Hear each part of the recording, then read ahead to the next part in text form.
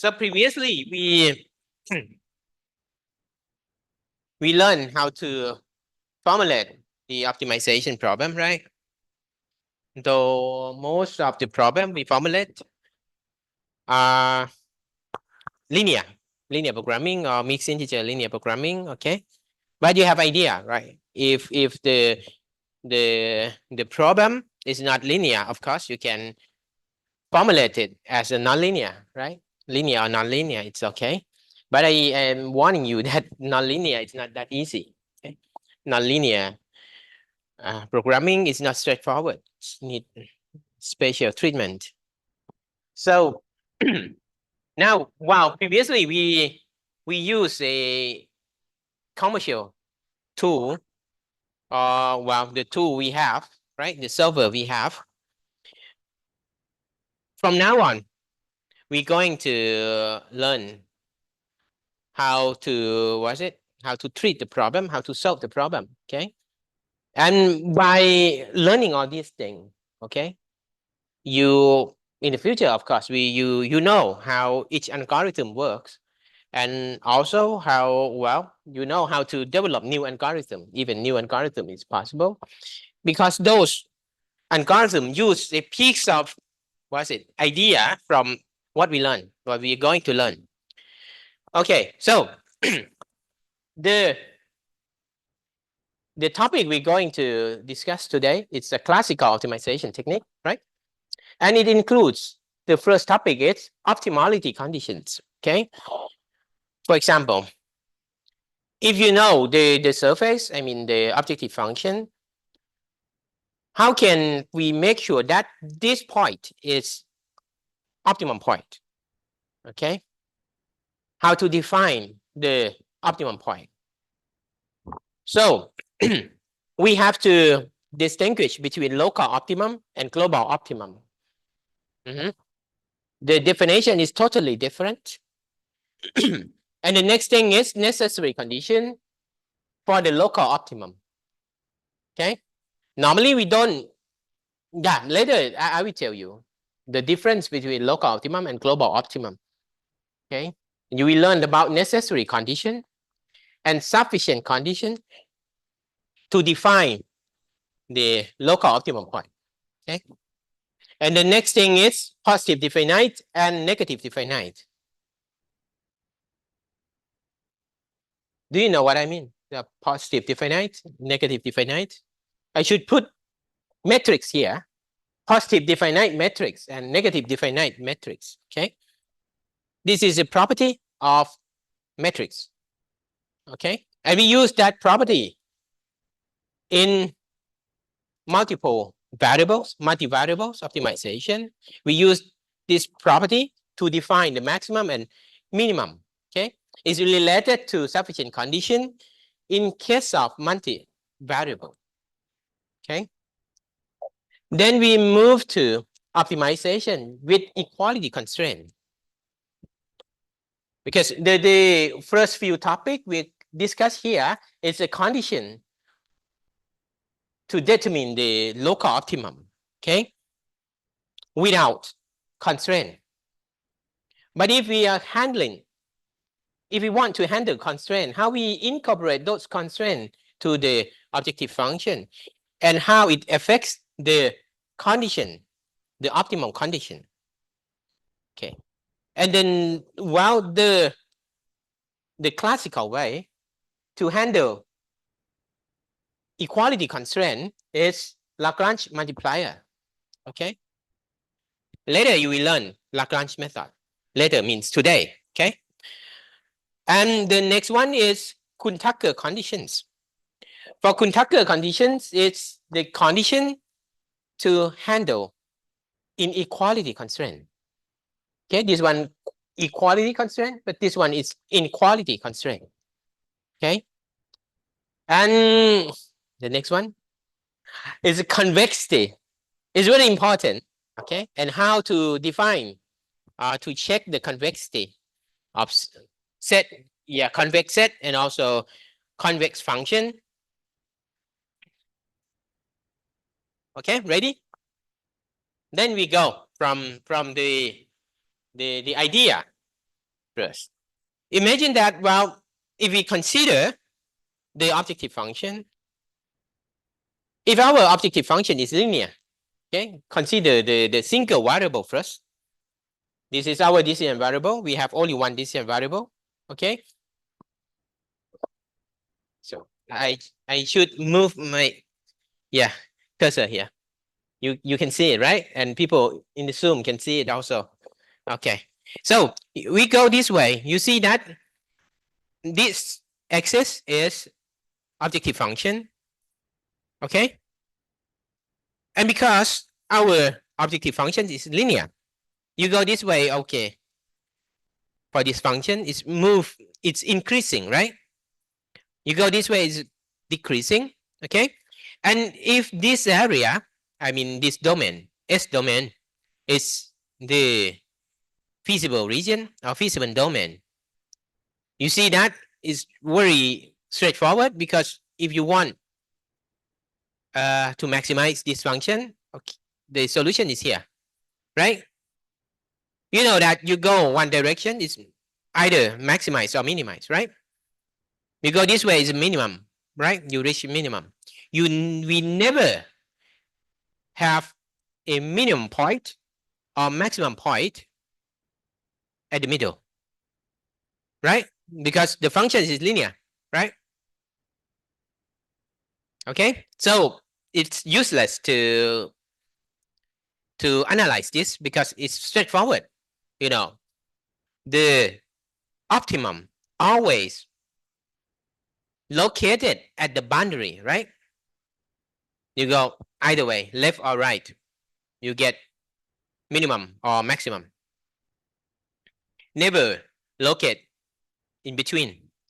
Okay, what about nonlinear? If we consider nonlinear function, it can be like this, okay? Different way, but it's all right. It's nonlinear. Then it's possible, right, that we have minimum point or maximum point in between, okay? For example, in this case, we have minimum here, one minimum is here, one minimum is here, right? We have maximum is here, maximum here, right? So what else? By analyze this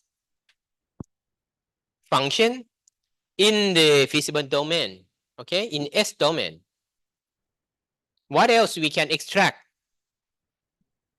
from this graph?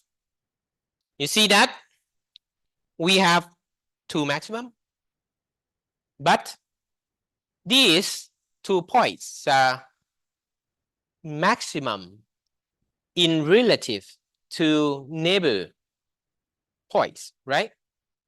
For example, this one, this point, you go either way, to left, to the right, the function decrease. Also here, you go either way, the function decrease.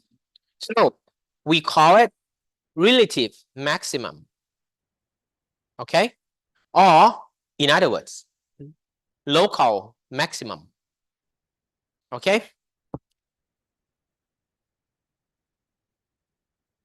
Okay, so what about this? Well, the same way, we call it local minimum, okay, or relative minimum, okay? But for the whole domain, which point is the maximum? Yeah, at the boundary. At the boundary, but it's not local, okay? This one, it's global maximum, all right? Global maximum can be local maximum or not, okay? So you see that the definition is totally different, right? Between relative and global, okay? When we say local maximum or minimum, or relative minimum or maximum, we compare that point with neighbor points, okay? But for global, we compare with all points, all feasible points in the feasible domain. Okay? What about local minimums? I should say local minima here because it's plural, right? We have two minima, in particular, local minima. And one minimum is global minimum. In this case, global minimum is not here. Global minimum is here, right? And you see that local minimum is also, this local minimum, it's also global minimum. Okay? So now you learn the definition of the local minimum or relative minimum. Okay? So this is the definition. A function of one variable, fx, is said to have a relative or local minimum at x star if f x star is lesser or equal if x star plus h. Okay, for all sufficient small positive and negative value of h. We don't care well, h is positive or negative, okay? And h is well, very small amount, very small value, right? We disturb x star with small value and the function, the value of the function increase, right? Okay. So if we go back to this, yeah, consider this part. We have fx star here, right? And the function, the value of the function of x star plus h, no matter h is positive or negative, we increase the function. That means x star is the minimum, right? Local minimum. Because once we disturb it, the value of the function increase. Okay? So the same way, the point x star is called a relative or local maximum if x star is greater or equal if x star plus h. Okay?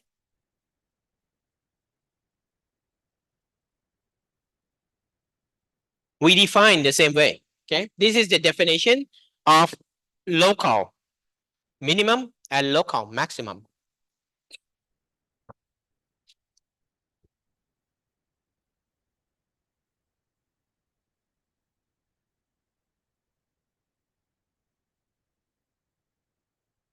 Oh, the title of this slide should be global minimum, global maximum, not local. Okay. If function fx is said to have a global or absolute minimum at x star, if fx star is lesser or equal fx for all x, for all possible x in the domain. Okay. So though you don't care about the neighbor points, but we compare for the whole range of the domain. Okay? And similarly, a point x star will be global maximum of fx if x star is greater or equal if x for all x in the domain. Okay?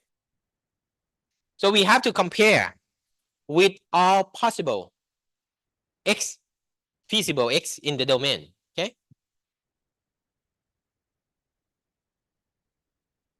Okay. Now consider this. Well, let's say our domain, consider it's from A to B. Okay? So A1, A2, A1 here, A2, A3 are relative minima or local, no, relative maxima or local maxima, right?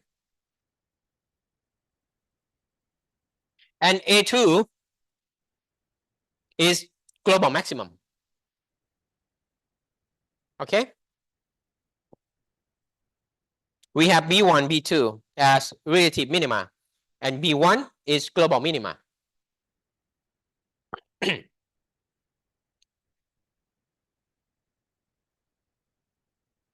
Okay. For the right hand side, we have only one local minima and also global minima. Okay. Now, global minimum, local minimum. Okay. What about local maximum? For the right hand side, we don't have local maximum. We have global maximum, right? Global maximum is here at B. Okay, any questions?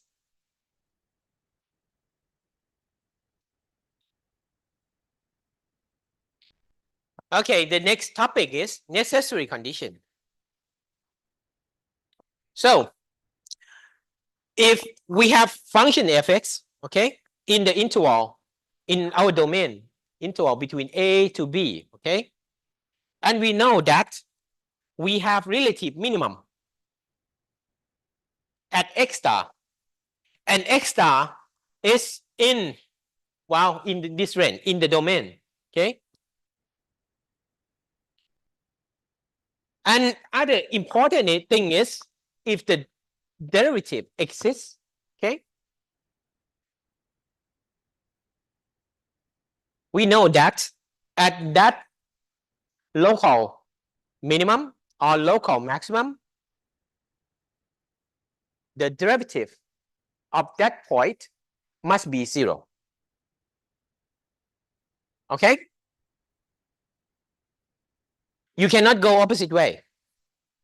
We start from the definition that we have fx. Fx is in our domain. And in this domain, we have maximum or minimum. Okay?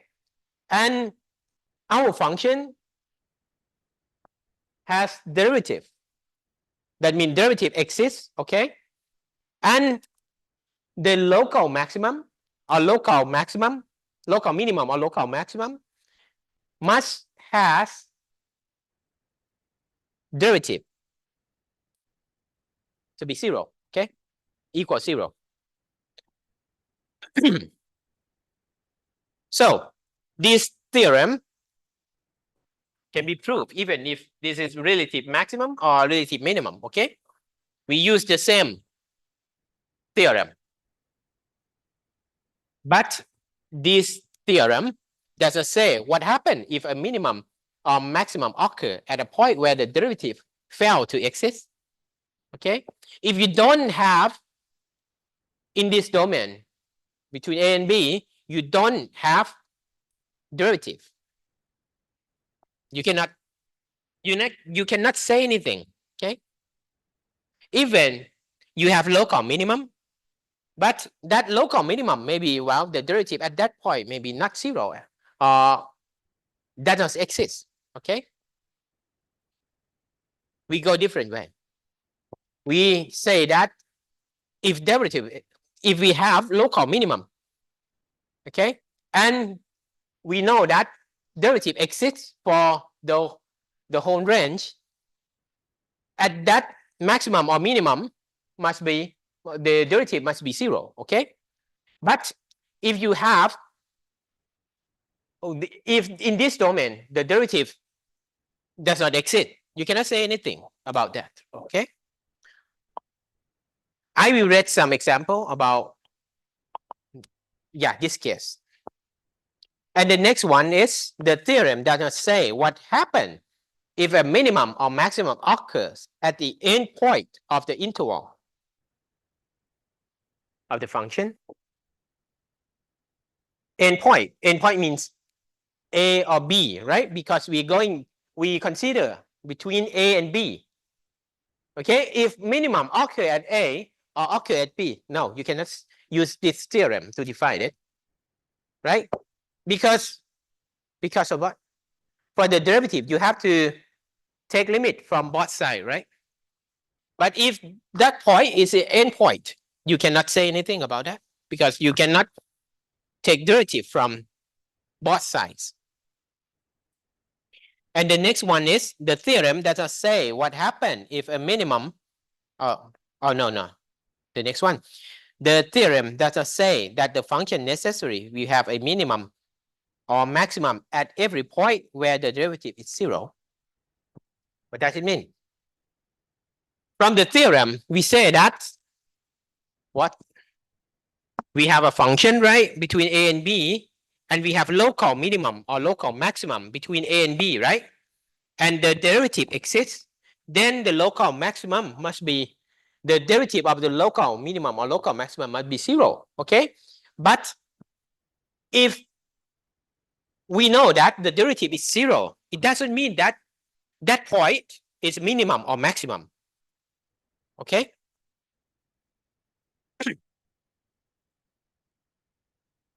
Consider this case. You see that, for example, we consider this domain. You see that this one, this function, the derivative does not exist here, right? But this one has minimum, local minimum, okay? So the theorem does not cover this case, right? And it is the, yeah, second one, right? Yeah, the second item. Because this point, the derivative does not exist, right? Or this one, you see that in this range, we have the point where the derivative is 0, okay? When x is 0, the derivative is 0. But this one, this function has no local minimum or local maximum, right?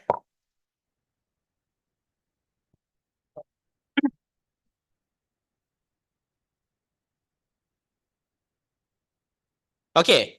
Any question regarding the necessary condition? No. Okay, good. Now we move to the sufficient condition. For sufficient condition, we limit ourselves in a single variable domain, okay? And well, we have a point x star where if the first order derivative, okay, first f prime and second order derivative equal, well, higher order derivative, okay, we find the derivative keep increasing the order of the derivative, okay, until we reach the order where, what is it, the derivative, higher order, an order derivative is not 0 anymore, okay? Then if x star is a minimum value, if n is even, and this value is greater than 0, okay? Or if x star is a maximum, if n is even, okay, and this value, if, well, in order of derivative is less than 0, okay? But if n is odd, if x star is neither a maximum nor a minimum, okay? Okay, now consider this example. We're going to determine the maximum and minimum values of the function.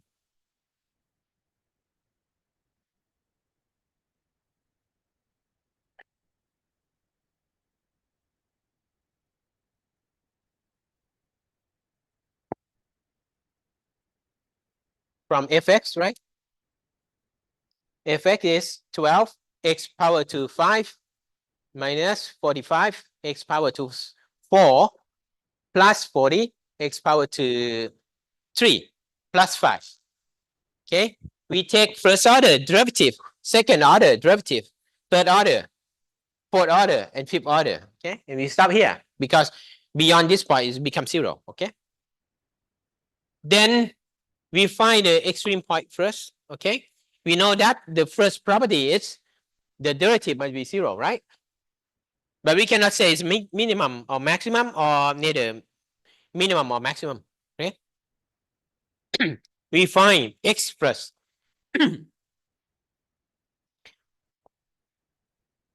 So we have 3 candidates: 0, 1, and 2.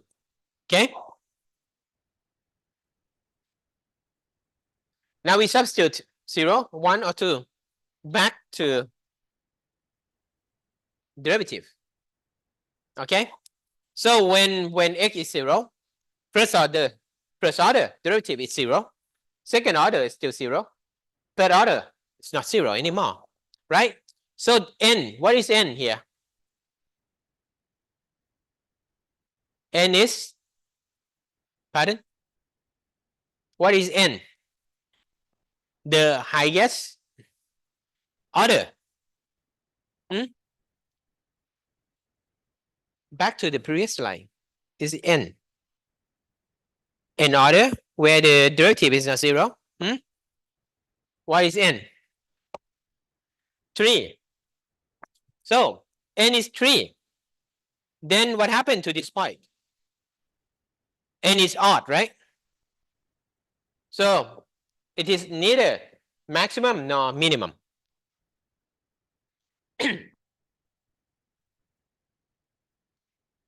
When x is 1, if from 1 is 0, okay? Second order is not 0 anymore. Second order is negative 60. So what is n here? N is 2, okay? So it can be either maximum or maximum. So this is less than 0, right? It's negative. So it should be maximum at this point. When x is 2, if from, okay, first order, it's 0. Second order is positive. So n is 2. It can be maximum or minimum, right? But this is positive, so it should be minimum. Okay?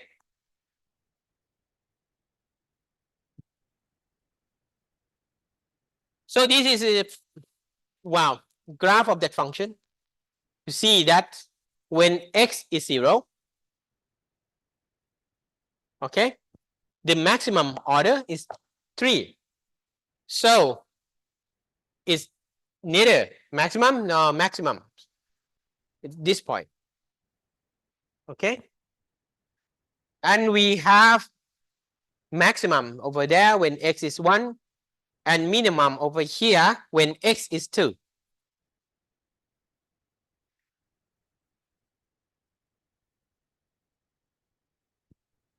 Okay?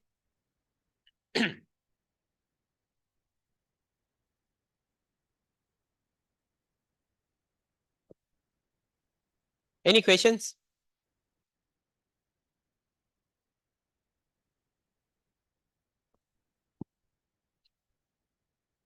Then we move to multivariables.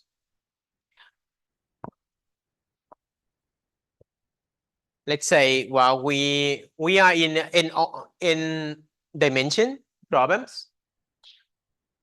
X is a point of n order, n dimension.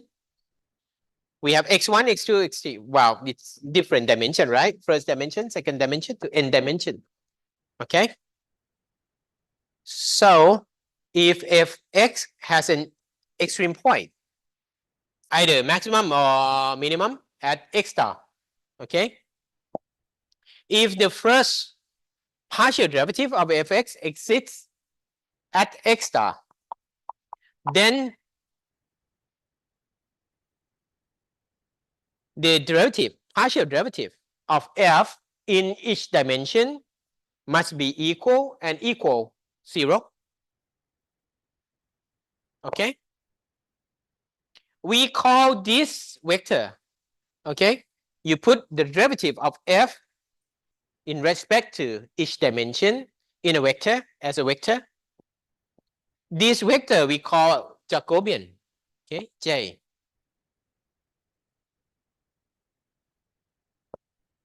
Okay. And the condition is, this is necessary condition, right? Each element of Jacobian must be 0. Okay. For the minimum or maximum. Okay. If minimum exists, maximum exists, and the derivative exists, right? The Jacobian must be 0. Okay. What about sufficient condition? For sufficient condition, for x star, okay, stationary point x star, to be an extreme point is that the matrix of second partial derivatives. The matrix of partial derivative, we call it H. H is standing for Hessian, okay? We call it Hessian matrix. It is second order, okay? Second order partial derivative, and it is a matrix. I will show you what the structure of that Hessian matrix, okay? And the condition is if Hessian matrix is positive definite, x star is a relative minimum point, okay? And if x star, no, Hessian at x star is negative definite, that point is maximum point, okay? Previously, because we work in the single dimension, right? One variable. So we don't have to deal with vector or matrix. But now we move to multi-variables. So instead of one single scalar, the first order becomes Jacobian, and second order becomes Hessian matrix. Okay, so now you have to learn Hessian matrix. And the next thing you have to learn about positive definite and negative definite. Okay. I will tell you briefly about Hessian matrix first, and then positive definite and negative definite. Okay. If you want to learn more, of course, the next semester, there's a course on advanced mathematics. Okay. Okay. So let's say we are in the 2 dimension. Okay. We have x1 and x2, right? You can say x and y. It's all right, but I keep it x1 and x2. Okay. Jacobian is quite straightforward because there are 2 dimensions, right? It's partial derivative of f in respect to x1 and respect to x2. Okay. What about Hessian? Hessian is actually matrix. Yeah, but I write this way because this semicolons mean wow. Yeah, move to the next line. Okay, next row. The first element is the second order partial derivative with x1. Okay, x1 and x1. Okay, you got second order, right? But the element at first row, right? 1, 2. Okay, this one is second order of f respect to x1 and x2. Okay. Now we move to the second row. Okay. The first column of second row, it's second order. Of course, everything is every element is second order. Okay. But this one is respect to x2 and x1. Okay. This one. And the element row 2, column 2. Okay. Second row, second column, it's partial derivative of f respect to x2 and x2. Okay.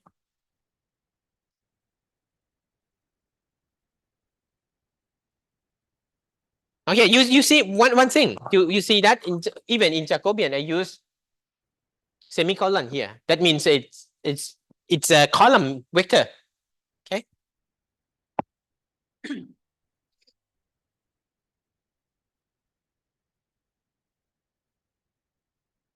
Okay, now one example, this example. Now consider this example. Let me turn off this light. Yes.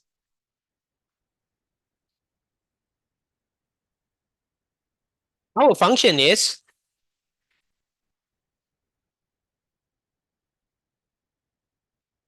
x1 cubic, x2 plus x2 cube plus 2 x1 square plus 4 of x2 square plus 6. What about Jacobian? Jacobian is straightforward. You take derivative of this one, partial derivative of this one, this function f in respect to x1, right? This one becomes 3 from x1 cube becomes 3x1 square, okay? And from x2 cube, well, it's become 0, right? And the next term is from 2x1 square becomes 4x1, okay? And the other elements, from the first element, x1 cube becomes 0, right? Because we find the derivative respect to x2 direction, okay? And x2 cube becomes 3x2 square. And this term becomes 0. 2x1 square becomes 0, okay? And 4x2 square becomes 8x2, okay? That is, the constant becomes 0, of course. What about Hessian? For Hessian, the first element, you find the derivative of this term, 3x1 square plus 4x1 respect to x1. Okay, so it's 6x1 plus 4, right? And the next element on the second column, partial derivative of this one respect to x2, it becomes 0, right? No x2 there. And the second row, the first one respect to x2, no more x2, so it becomes 0. No, sorry. This term, the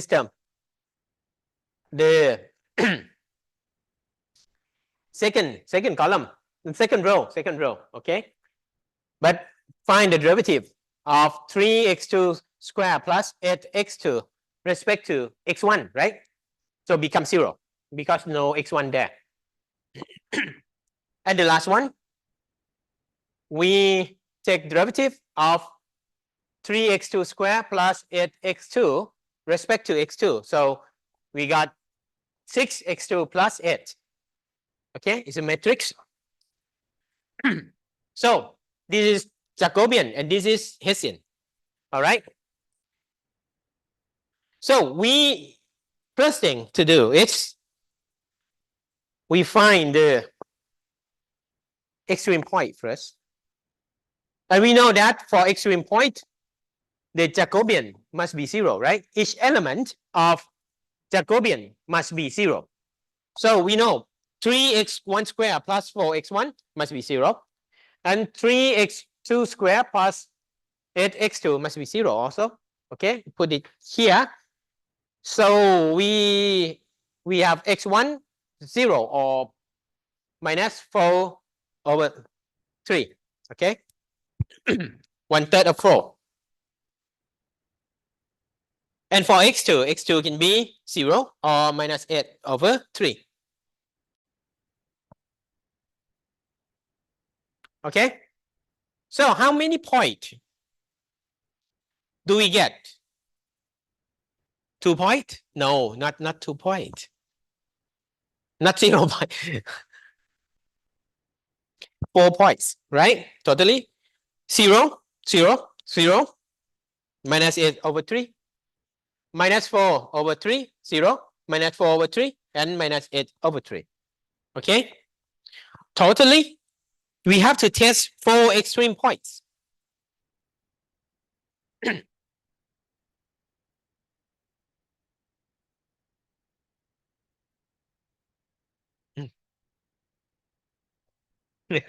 that yeah, that is the benefit of those who attend on site.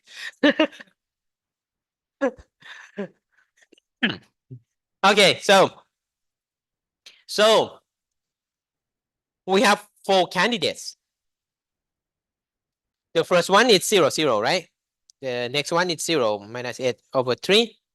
Yes, minus 4 over 3 and 0, and minus 4 over 3, minus 8 over 3. Okay? And we have to test all these 4 points. Okay? We have to check the Hessian of each point. So if, yeah, just very simple, and substitute the point to Hessian because we have already derived our Hessian. Okay? So when x is 0, 0, our Hessian is 4, 0, 0, 8, right? If you feel that it's very difficult for you to read this style of writing, you can write by yourself as a metric, okay? Write the whole metric in one line to save the space.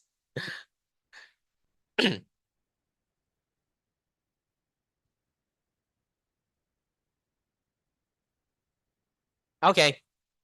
So with the next point, this point, okay, we find the Hessian. You can recheck my calculation. If I did anything wrong, just let me know, okay? Because sometimes I did it wrongly.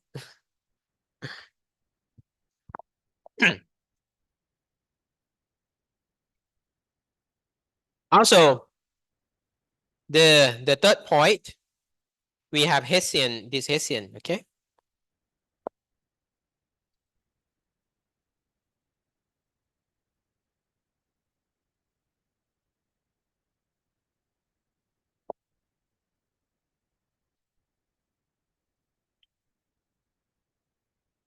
Actually, this problem is quite easy because all these metrics is very easy to recognize the positive definite, negative definite. Why? Because this is the first one, 4, 0, 0, 8. It is a diagonal metric, right? You know diagonal metrics? Yes. Only diagonal, which is not 0, right? The rest of the other points, other elements are 0. Okay, only diagonal.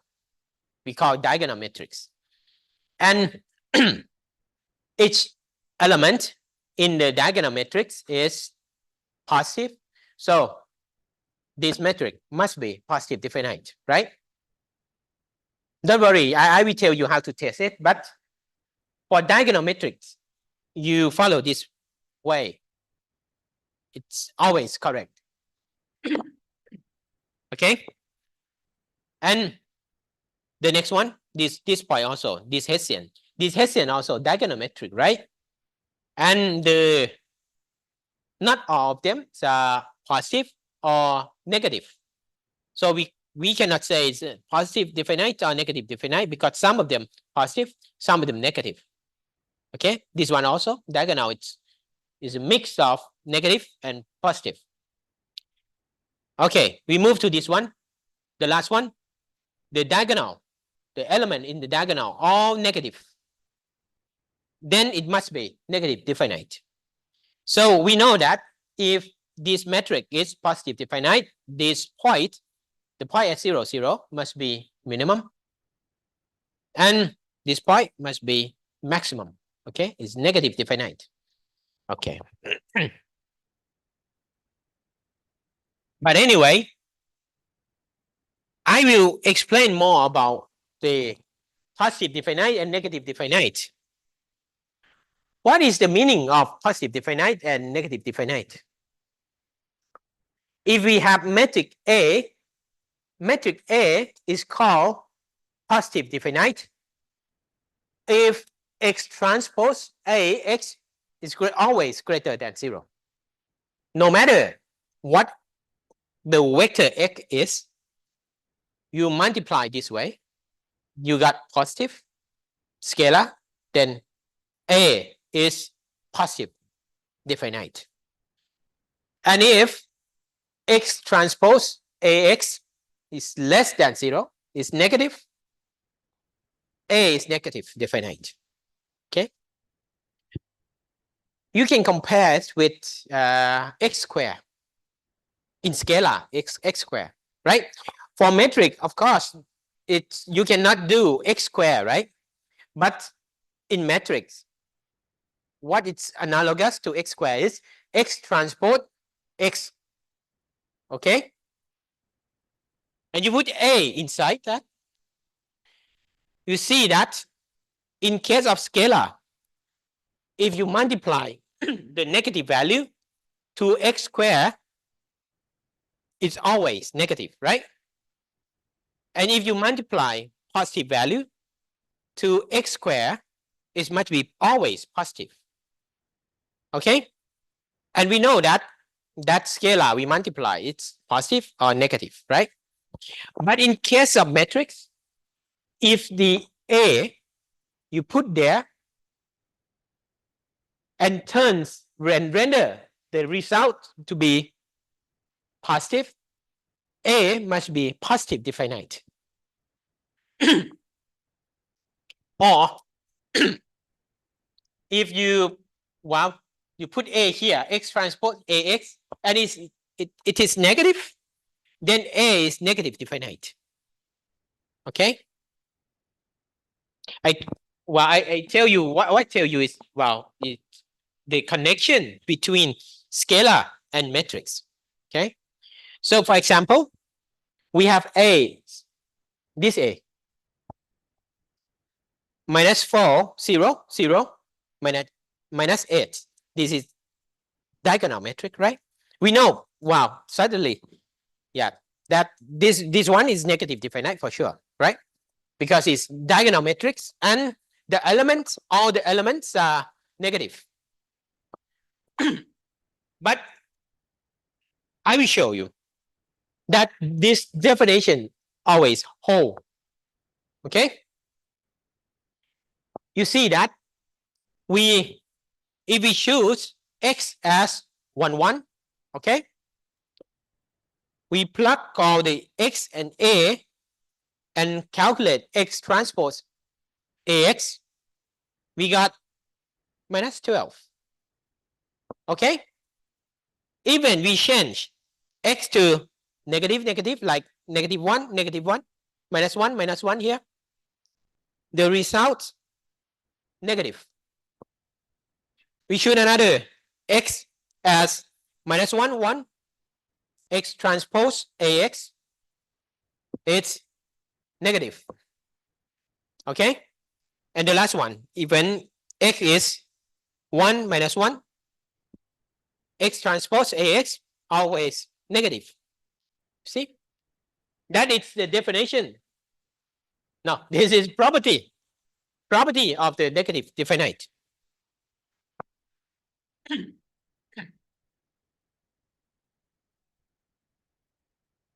Okay. So if you want to know more about positive definite or negative definite, I encourage you to start from reading the eigenvalue problem. Okay. I will briefly explain about this. This is the eigenvalue problem. Okay.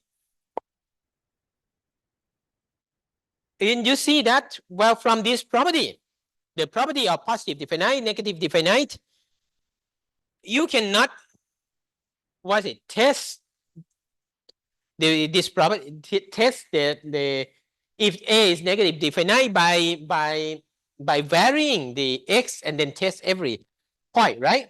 It's impossible to test infinity points because this definition always hold. So you have to test so many points, right?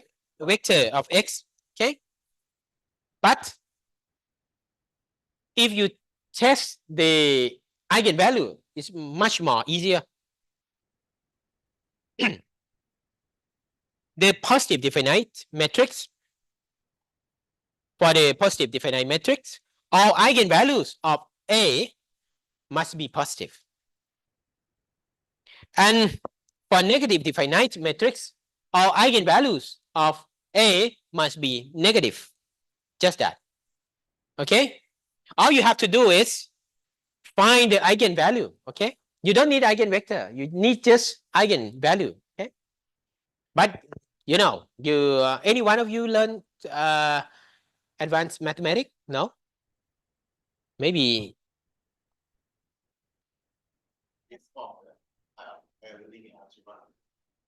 Yes, yes, yes. You learned about that already? Yes. I think you use it in ODE. Yes, ODE. System of ODE. You need both eigenvalue and eigenvector. Okay, so for eigenvalue problem, let's say we have A. Okay, always for any A matrix, but A must be square matrix first thing. Okay, but not all A can hold this property. Yes, but some of them. A multiply with V vector. Okay, if you can multiply this way, of course you need what's it appropriate dimension of V, right?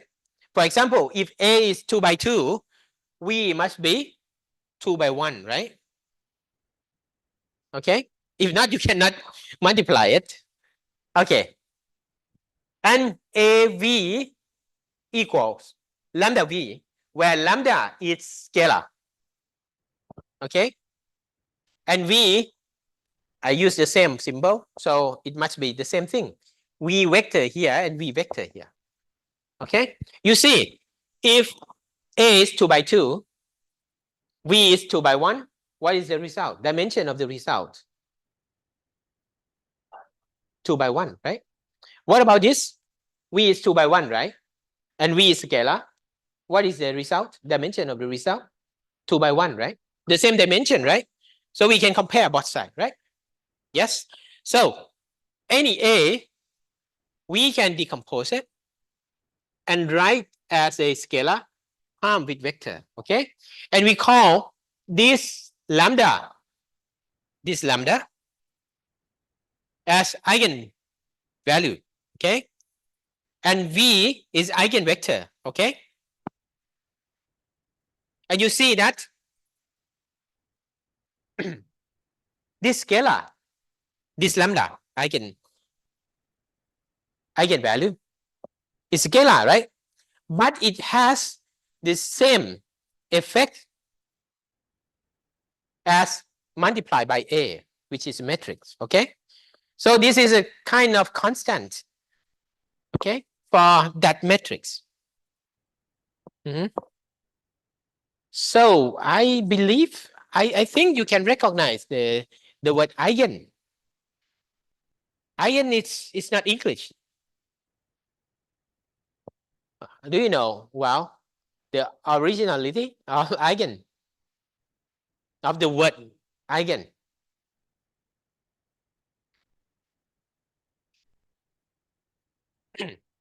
It sounds like German. It sounds like German. Yeah, you can check the root of that word. There is a kind of constant for the matrix because it has the same effect, right? Okay, so we have A, right? And we want to find the scalar and vector that hold this expression.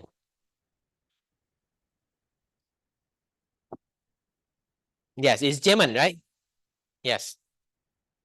So you move lambda V to the left-hand side. So AV minus lambda V equals 0, right? So because we have V, the same V, so we can write this way, A minus lambda, okay? But we cannot subtract lambda from A because lambda is scalar, A is metric. But it is very simple. We times it with identity matrix. I is identity matrix. What is identity matrix? It's diagonal 1, right? Yes, it's diagonal. And the diagonal it's 1, right? So from here, A minus lambda I, V equals 0. So we know it's we don't have to say that. We can remove that V, right? So A minus lambda I must be 0. Okay? So if this matrix A minus lambda I is 0, determinant of A minus lambda I must be 0. Okay? So if from this, we can find the lambda. Okay? This is an example in this box on the right hand side. A is minus 2, 3, 1, 0. Then determinant of A minus lambda I is determinant of minus 2 minus lambda, right? The first element. 3, and the second row is 1 and 0 minus lambda, okay? Which is minus lambda, okay. And determinant of this one is lambda times 2 plus lambda minus 3 equals 0, okay? So you do some mathematics here, okay? We got lambda is minus 3 and 1, okay? We have two eigenvalues in this case, okay? The number of eigenvalue must be equal to the dimension of A, always, okay? If our A is 3 by 3, we have 3 eigenvalues, okay? And because we are not going to use eigenvector, okay? I'm not going to talk about eigenvector anymore. But in order to find eigenvector, of course, you have to plug those lambda back to here and find V, okay?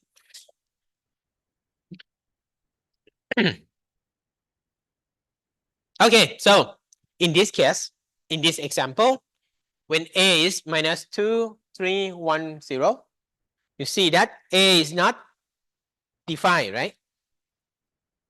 It's not defined. It's not positive definite. It's not negative definite, right? It's undefined. Okay. So what about this case? When lambda, no, not lambda. When Hessian matrix, back to Hessian matrix. When Hessian matrix is not positive definite or negative definite, but Jacobian is 0, what happened to that point? Okay, back to our, where is it? This one, right? Okay, this one. You see that we have 4 extreme points, right? And 2 of them, one is minimum, yes, and 1 is maximum. What about other 2? When the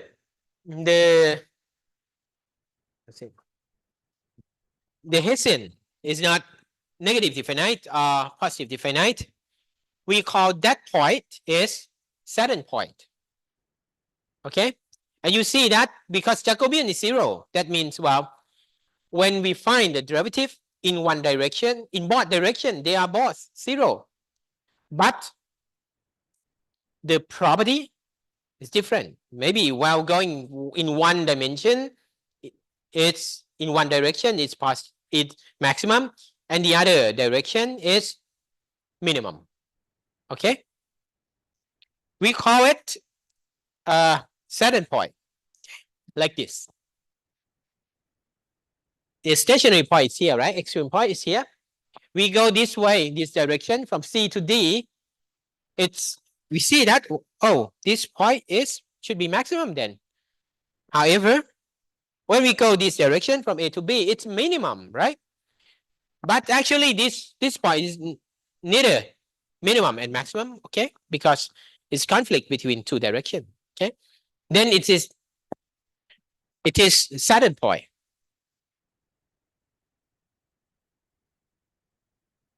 Okay. Any question from people in Zoom?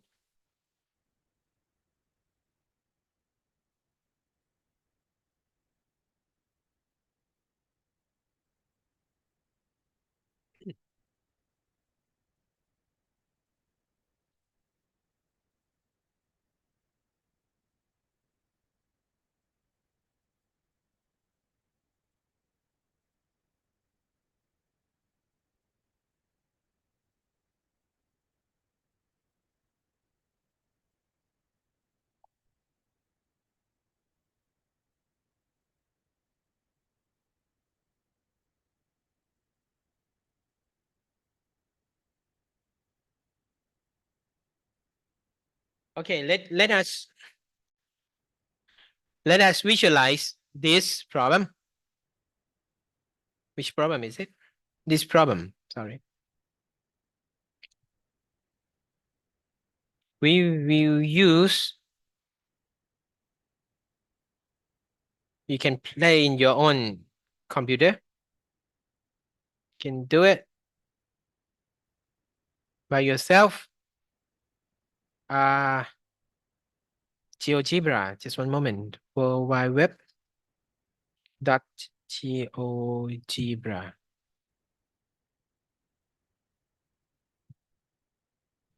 Yes, this one.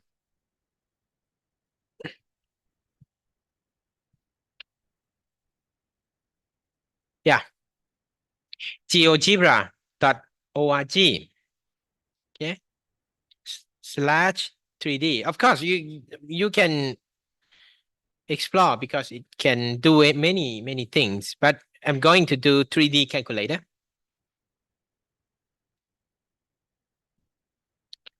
Okay.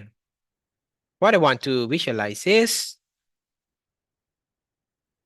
let me go back to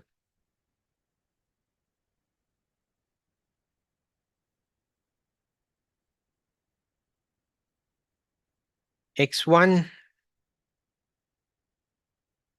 No, not X1. X power 3. Power to 3 plus X.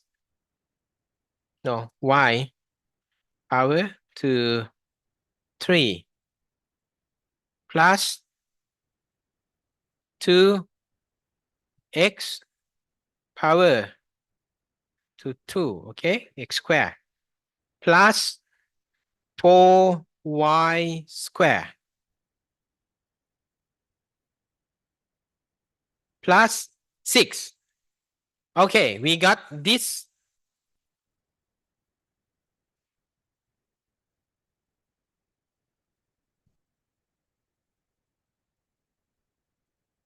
I think it's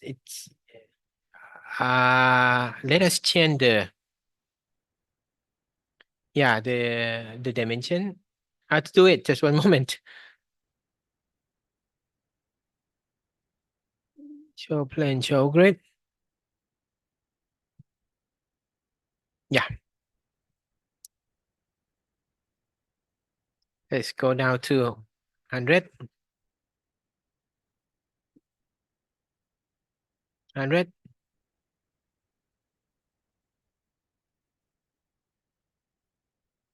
Oh, where's our extreme point? Where's our extreme point? Just one moment. Oh, it's too look ugly.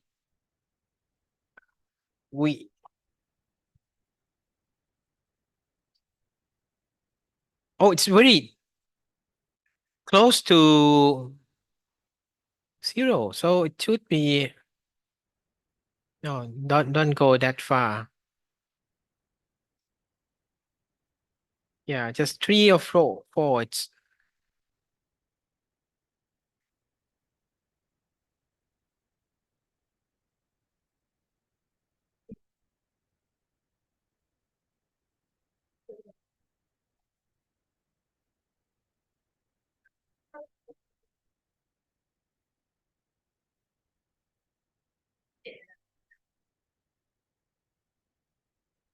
no, not enough. Just one moment.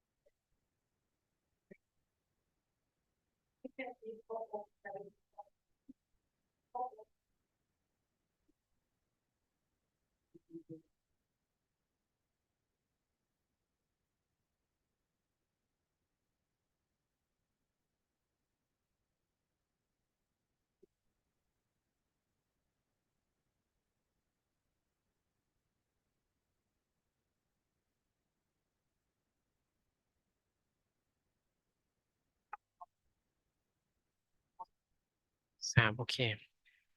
A bit darker. No.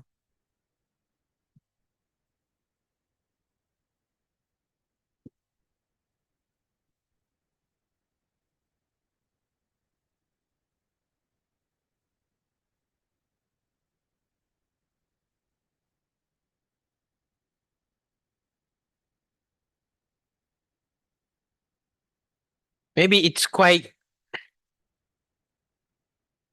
difficult to visualize it because there's not much different. But we see that we have a 1 point, which is a minimum point should be around 0, right? Here, around here in this.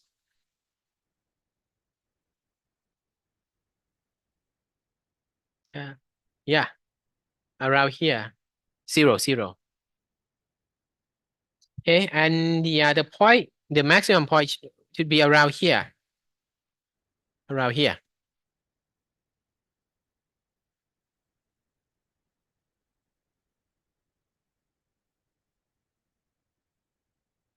which is minus and minus, right? Yeah, somewhere around here. It's a maximum point. Okay.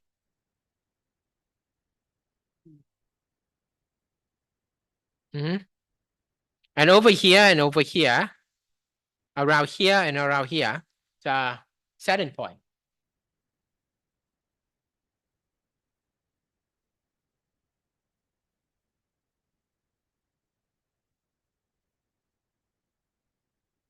Yeah, later you can do it by yourself.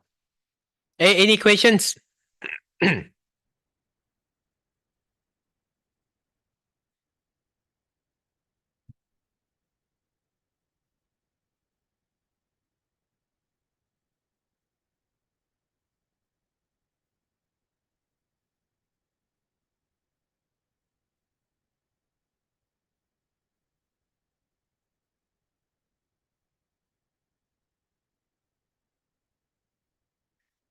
Yes. You do in your computer. You have your computer. Do it yourself. Is that easier? geogebra.org/3D.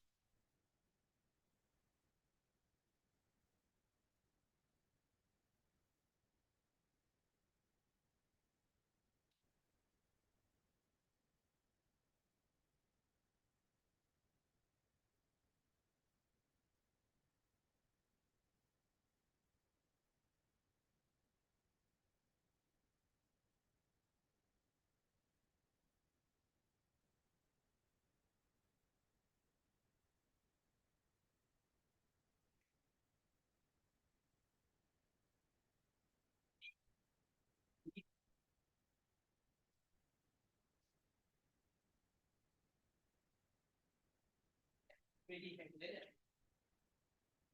No, this is 2D. Right? 3D.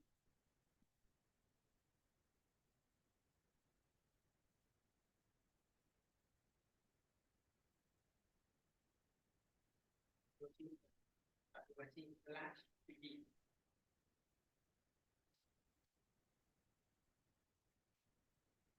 Okay,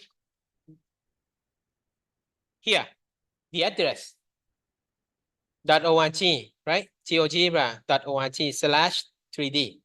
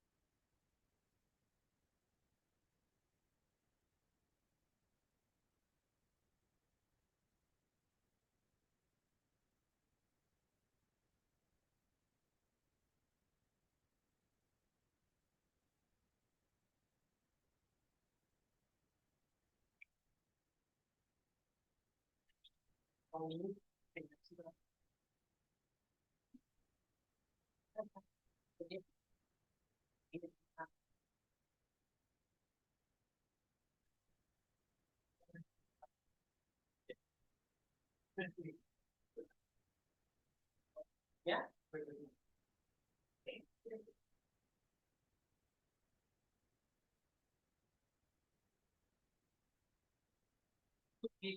Yeah.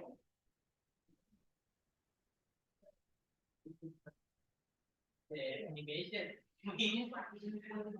The animation. Movie.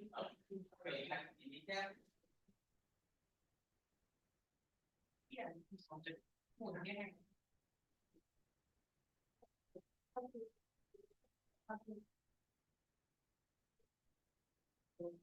Yeah.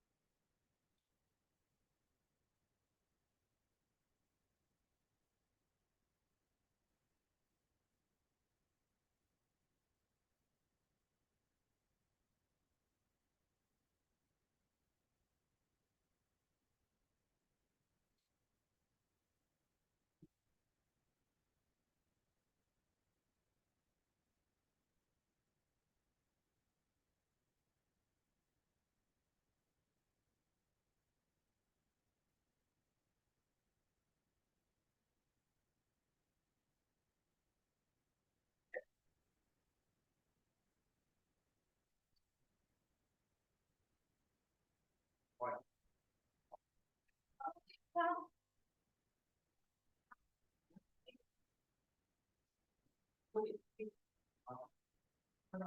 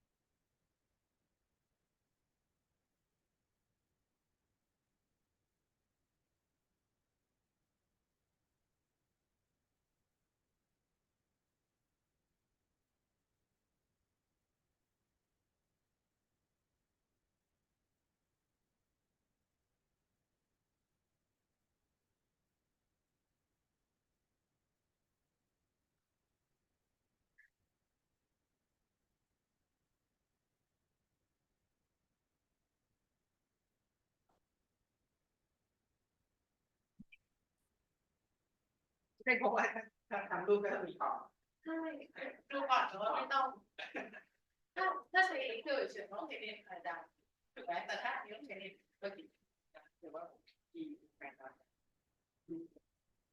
หัวโผล่ได้ไหมเซตติ้ง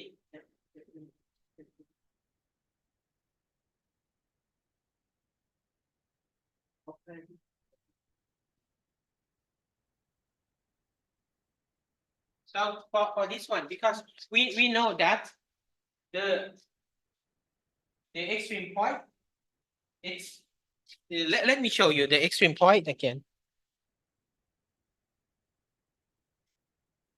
Stop sharing and then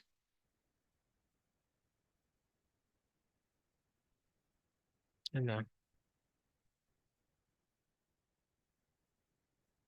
You see that this problem, where's the extreme point? The extreme point is around here, right? From 0 to 0. Yeah, from 0. And the other point is 0 minus 8 over 3, right? So you see that X and Y is limited somewhere around 0, 0, right? So we cover from -5 to 5 for both X and Y, right? But for that, you have to calculate this by putting X and Y back into this equation and then calculate F. So you see the range of F from minimum and maximum, okay?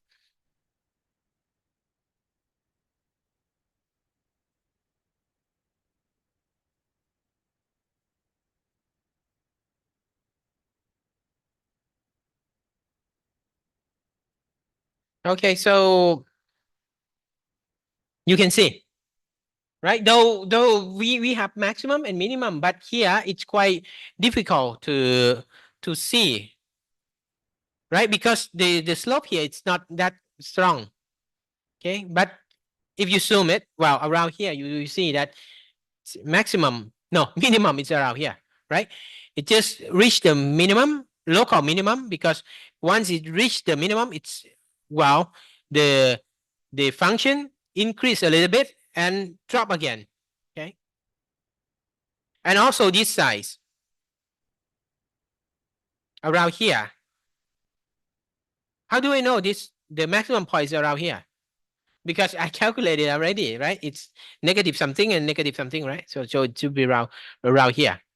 Okay, and you see that it's convex around here. Mhm.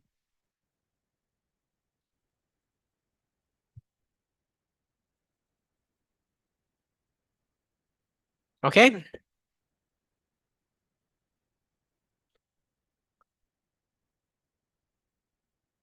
How people in the Zoom? Are you with us? Or are you sleeping?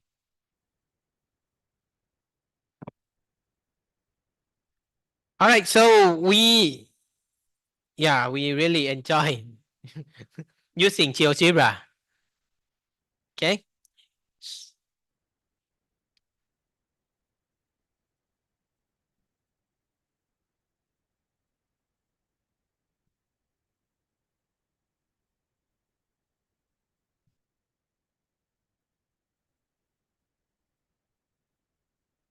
Okay. Now it's time to play with constraint, equality constraints.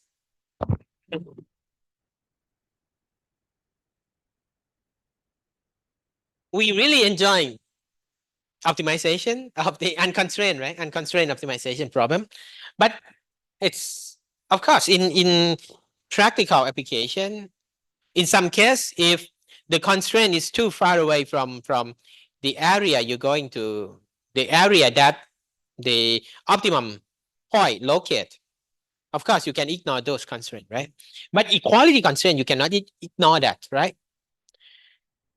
So now we consider the case of equality constraint. We have minimization problem, okay? We're going to minimize this objective function, fx, subject to the equality constraint, okay? Gj, okay?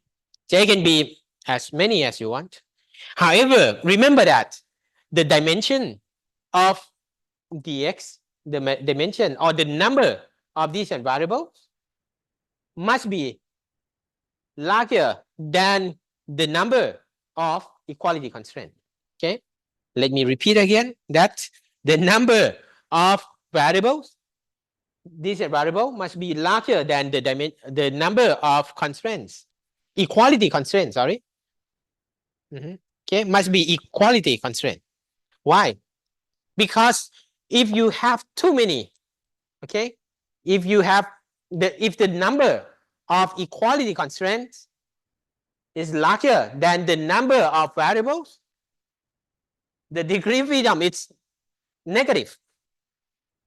If the degree of freedom is negative, you cannot solve the problem. Okay?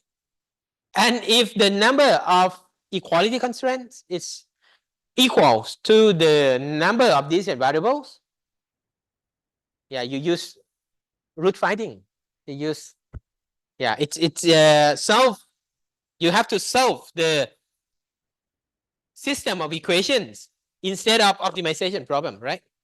Okay. For optimization problems, the number of these variable is larger than the number of equality constraint. Okay. So how to deal with equality constraint? The most simple one, if your equality constraint can be written as explicit function. What is explicit function? Explicit function means, well, you can write any decent variable as a function of other decent variables. For example, you have x1 to xn, and you can write x1 as a function of x2 to xn, okay? Or write x2 as a function of the rest, okay? I suggest you to use direct substitution. What does it mean? For example, we can write x1 as a function of x2 to xn, right? So we substitute all x1 with this function. It's just eliminate x1, right? Okay. That way, we reduce the number of equality constraint and we reduce the number of decent variable at the same time. Okay. And of course, if you can write all variables, all equality constraint as explicit function, that is your, then you are lucky. Okay. Because you can eliminate all the equality constraint by just substitute everything. Okay. So this is straightforward.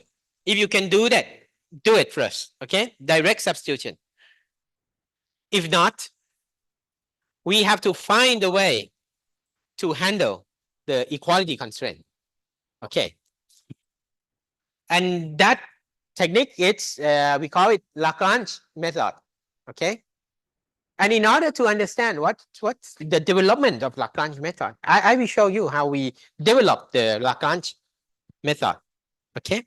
You know that at the extreme point, a necessary condition for f to have minimum at x star, that at x star we have f x star, right? Okay. You know that the derivative at that point must be 0. Okay. Right? Previously we did that. Okay. The Jacobian is 0. That means, well, the derivative in each direction 0. Okay. So we can write df total differential. df is a change in x1 direction plus the change in x2 direction. Consider the case where we have only 2 dimension, okay, 2 dimension problem, and df must be 0, right, at that point. Okay, you move one direction, you have to compensate with other direction. Okay, df becomes 0 always. Okay, because df is constant at that point. Okay. Okay, so and we have constraint. We have g. Let's say we have only one constraint, g. Okay. And any change in x1 and x2, okay, must satisfy the constraint too. Okay. Right? Because this is equality constraint. That means, well, you move to any place, it's all right. The feasible region must move along function g. Okay. X star plus dx1, x1 star, okay, plus dx1 and x2 star plus dx2 must satisfy the equality constraint. Okay. That means, well, this constraint is whole, right? So if we write this function, this equality constraint, as we expand it using Taylor series, okay, we can use x1 star, x2 star as a fixed point, fixed point, right? Yes, fixed point. Okay, and we know that we don't actually, this one is only approximation, because you have a linear term, right? This is a linear term. Also, you need more term, which is nonlinear, right? But it's if we include those nonlinear terms, it's make our system, it's too complicated. Okay, but if we consider only the linear term, that means we cannot move far away from the fixed point. Okay, we should work with the point around the fixed point. Okay, if it's close to fixed point, it's okay. This one is accurate. Okay, but anyway, this term, this function, the g function, no matter we expand it using anything, Taylor series, but this function must be 0, always 0, must be whole, because this is our equality constraint. Okay, g must be 0. Okay, and what about g function at fixed point, at x star? It must be 0, right? This term also 0. This term also 0. Must be, right? Because that is a equality constraint. So if this term is 0 and this is 0, right? So we have summation of these two terms. Okay, and well, it's too long to this term, it's quite long to write, so we remove x1 star, x2 star here. We write just partial derivative of g respect to x1, okay, plus partial derivative of g respect to x2, okay. This one should be 0, okay. This is the deviation of dg, and deviation of dg must be 0, okay. Very simple. Yes. So this equation has to be satisfied, okay, must be whole for all feasible region, all admissible variations, okay. You change into any place, x1, x2 must hold this expression, this equation, okay. What does it mean? It means that, well, if we are at A, let's say A, okay, and this curve from P to Q is our G, our equality constraint. That means this expression we previously derived limit us to go along this direction only, along P to Q, along function G. It cannot leave the function G, because if we move x1, x2 must be compensated by the previous one, by the previous equation, right? It cannot arbitrarily move. Okay? So that means we cannot move from A to D. Okay? We move to the left-hand side, we have to go along with this function, okay? Which forces us to move along this G. Okay. So from this one, we write dx2 as a function of dx1. Okay? Just the same equation, but we write dx2 as a function of dx1. Okay? Yeah. We got this one, this equation. It tells us once we move x1 means, well, we change dx1. If dx1 is not 0, we have to compensate with dx2, this dx2. Okay?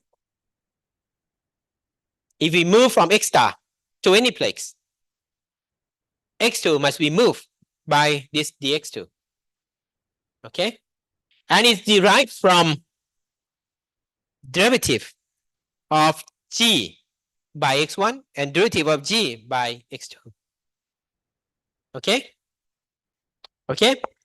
It's written here. This relation indicates that once a variation in x1 is chosen arbitrarily, the variation of in x2 is decided automatically. Okay? You got my point? For example, if we know equality constraint, for example, x1 plus x plus y must be 2. If, well, you put x1 1, you know, y must be 1, right? Because it's compensate that. Yeah. So we know the change of x2 by x1. So we put this equation back to this expression, because we know df, how df change with dx1 and dx2, right? Now we know the change of dx2 is a function of dx1, right? So we substitute dx2 here with this expression, okay? And then you got this. What you got is df, of course, df is 0, right? And when we plug those dx2 in the original function, we get this one, the partial derivative of f respect to x1 minus this term, okay? Very long, it's difficult, it's complicated to read. Okay, so we use this one to define the local optimum point in case of constraint problem. Okay, this function, we reduce the form using only this. Okay, we obtain this.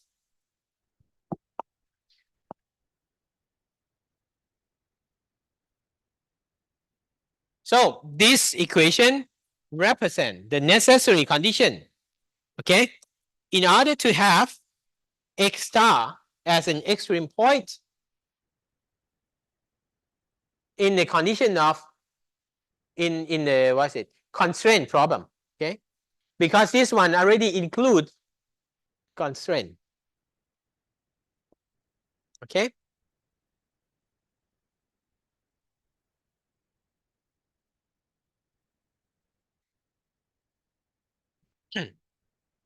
Okay, so that is the background. So when you solve the problem using Lagrange method, you don't have to go to the what's it derive. You don't have to derive that equation. Okay, it's much more simple. Okay, so this method is we call it method of Lagrange multiplier. Okay, and it is a strategy for finding the local maximum or minimum of a function subject to equality constraint. Only equality constraint can be handled by using Lagrange multiplier. Okay, you cannot use Lagrange multiplier to handle inequality constraint. Okay, and a bit about history. Okay, it's developed by mathematician. Of course, must be mathematician. And what else? The concept is transform a constraint problem into a form of such that the derivative test of an unconstrained problem can still be used. What does it mean? It's very simple.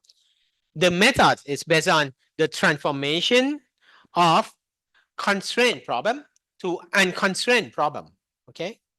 By using Lagrange method, you transform constraint problem, objective function with constraint, equality constraint, into unconstrained problem. Okay, with different dimension, of course. And the Lagrange function is a reformulation of the original problem that results from the relationship between the gradient of a function and the constraint. It may be difficult to understand, to explain this one, but just very in a simple word, it's transform constraint problem into unconstrained problem. Okay. Okay. Consider this problem. You minimize 2y plus x2 plus x1. Okay, you can visualize it using GeoGebra. It looks like that. And the constraint is x square plus y square equal 1. Okay. Okay. Yeah, you can do it. Now, this tube is the red tube here. Yeah, I should point it in here. The red tube here is our constraint. Okay. The feasible region is only on the circumference. Okay, on the surface of this tube, because all the x and y must be satisfied by this equation, x squared plus y squared equal 1. Okay.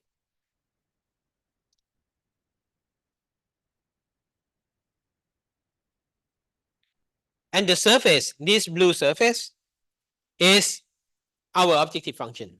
Okay. Of course, from visualization, you can see that because the feasible solution is only on the surface, right? And this one, this surface is the objective function. If you want to maximize it, where is the maximum point?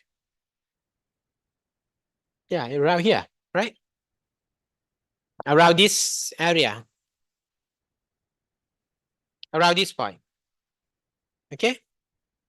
And the minimum points around here. It's like this. Mhm.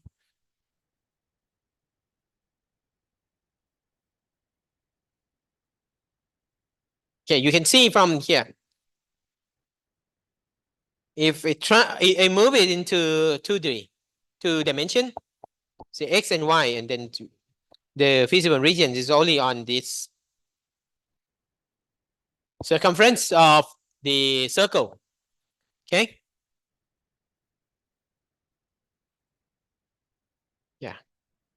And this is our maximum point, and this is our minimum point.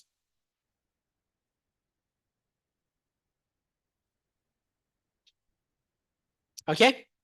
Then the question is, how can we use the method of Lagrange multiplier to solve such a problem? As I mentioned to you that, consider this one. We are working on the 2-dimension problem, and we have one constraint. Okay, degree of freedom is 1, right? 2 minus 1, degree of freedom should be 1. And the necessary condition for existence of an extreme point change now, because we have constraint, right? We should use the expression we derived previously. This one, okay? I just copy and paste here, so you can check. So you see that we have derivative of f, which is our objective function, respect to by x1, right? And we subtract it by this term times with derivative of g by x1. You see that this is by x1 and this is also by x1, right? The only complicated thing is this term, the terms in front of derivative of g by x1, right? We change. Writing this way, it's too difficult to read, right? I change that term to just lambda. Okay, and I call that term as Lagrange multiplier. Okay, so we change the necessary condition to this function, this expression, derivative of f by x1 plus lambda times with derivative of g by x1. This term must be 0. Okay, from the necessary condition we derive a couple of minutes ago.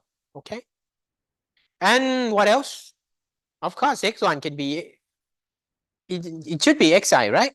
x1 and x2, it's the same thing. Okay, so we have one more equation, derivative of f by x2 plus lambda derivative of g by x2, right? Becomes 0.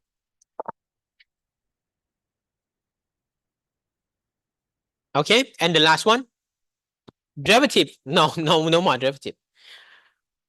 Equality constraint must be whole. Okay, and you see that from this necessary condition, three condition, right? We can derive all these 3 conditions by just transforming or converting the original objective function fx1 x2 plus lambda gx1 x2. If we write this function, we call it Lagrange function. Okay, we call it Lagrange function. It is defined as the original objective function plus lambda, which is Lagrange multiplier, times with the constraint function. Okay, and you see that we have 3 variables, right? Already, right? Originally we have x1, x2, right? But once we transform to Lagrange function, we have one more variable, lambda, which is Lagrange multiplier. Okay, then if we find the derivative of Lagrange function by x1, we obtain this. We obtain this function. The second line, this function. And you see that this function is exactly matched with the necessary condition. Okay?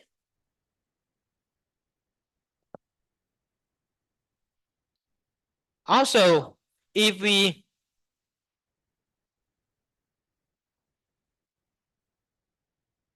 find the derivative of Lagrange function by x2, we obtain another necessary condition. Okay? And the last one, if we find the derivative of Lagrange multiplier, no, of Lagrange function by Lagrange multiplier, we obtain this condition, which is an equality constraint, which all of them match with necessary condition, right? Yes. So this is how we solve the problem. You don't have to derive it from the beginning. You transform original objective function and constraint to Lagrange function. Okay. Then derivative of the Lagrange function by each element and Lagrange multiplier, you get necessary condition to define the optimum point. No matter it's local minimum or local maximum, it must satisfy this. Okay.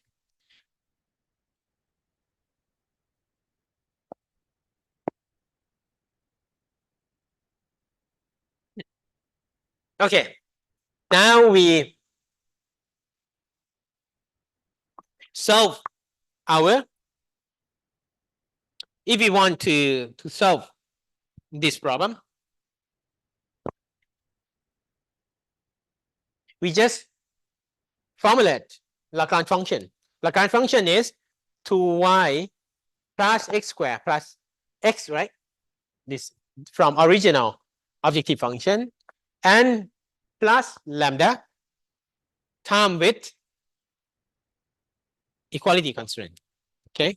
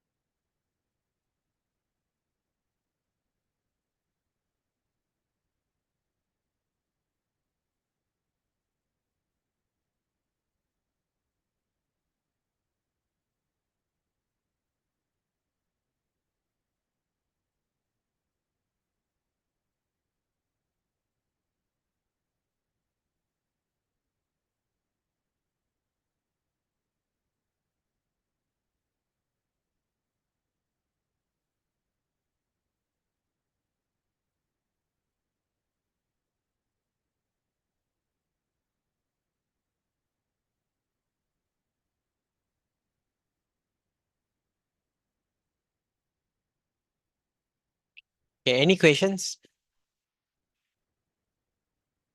Any questions?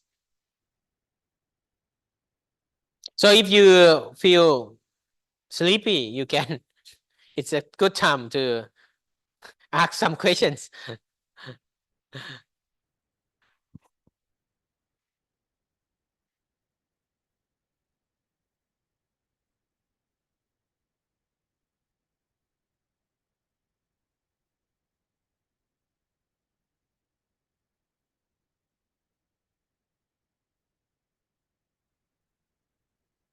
เราจะโซฟมันยังไงอะถ้ามีคอนดิชันไหนมีวิธีไหนในการ handle constraint ถ้ามัน direct substitute โอเคมันหายไปถูกไหมแต่ถ้ามันมี constraint อยู่แล้วจะโซฟมันยังไงอะไม่พอมันคืออะไรไม่เข้าใจคำว่าไม่พอ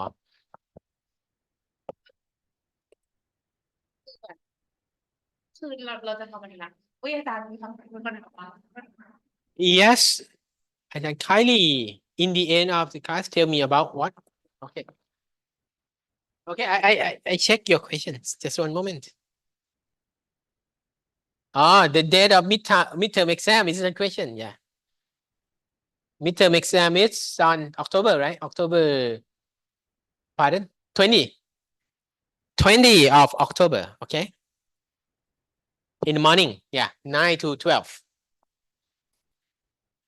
หืมคำถามเลยนะ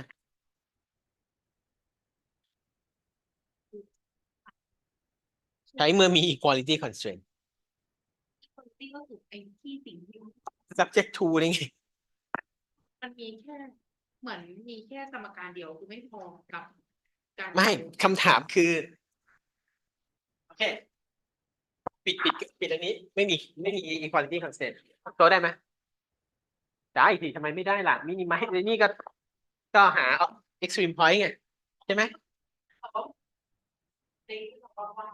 ไม่ใช่แต่ว่า point นั้นมันจะไม่ satisfy ไอ้ตัวนี้ไง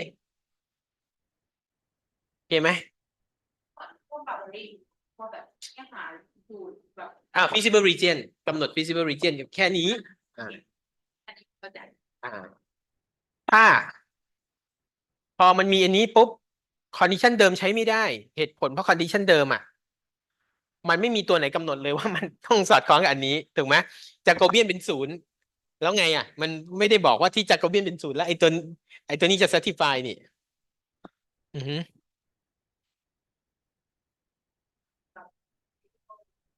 บังคับให้มันอยู่บน constraint นี้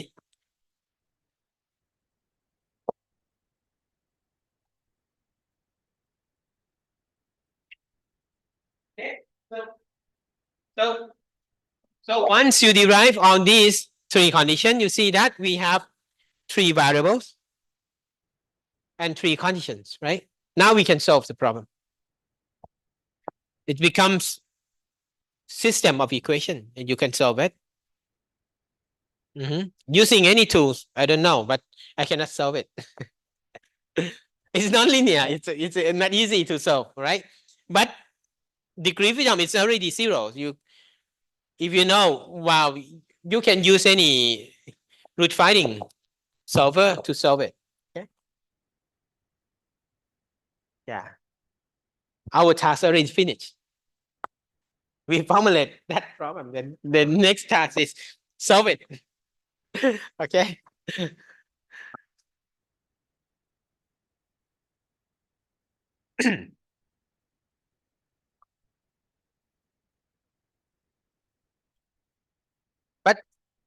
But from visualization, see, from visualization, yeah, we know the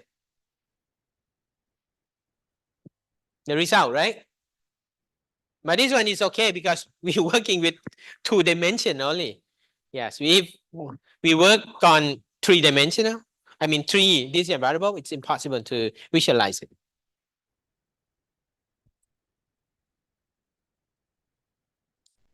Okay, so now you know the concept of Lagrange multiplier, right?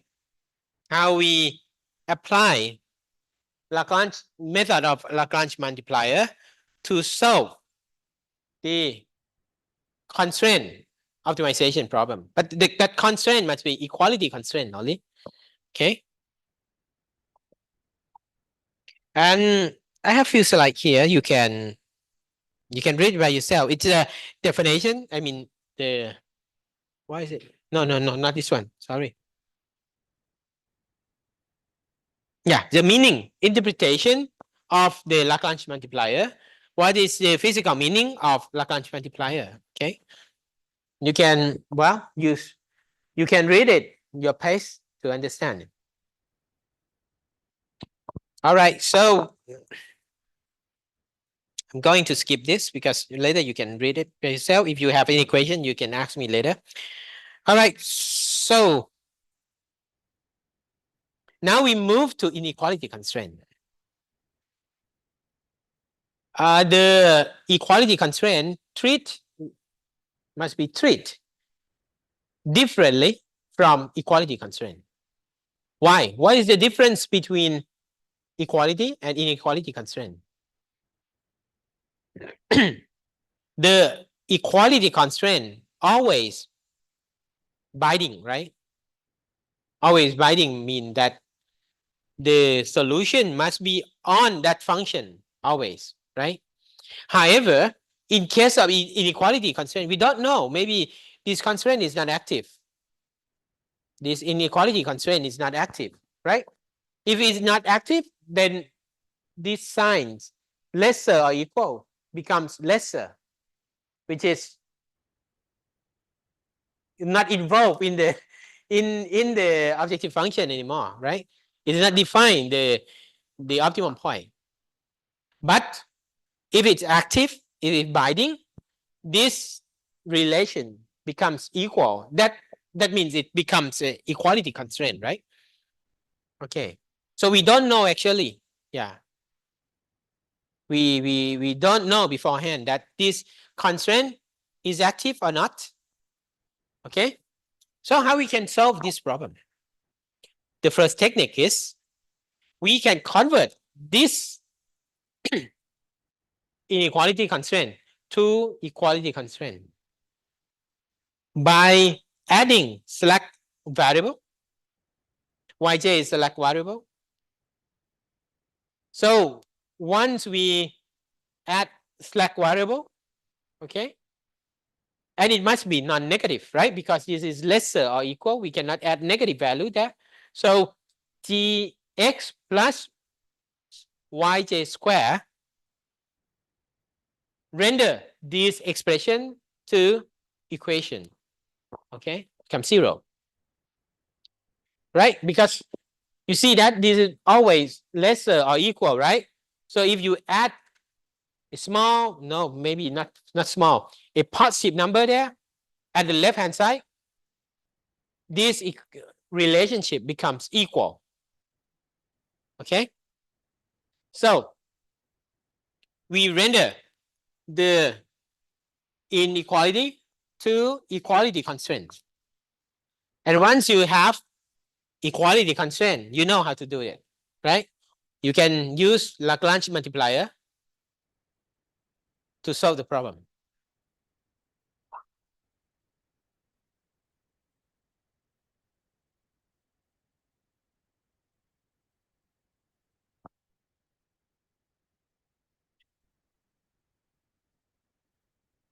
Okay? You see, once we transform the inequality constraint to equality constraint, this problem can be solved conveniently by method of Lagrange multipliers.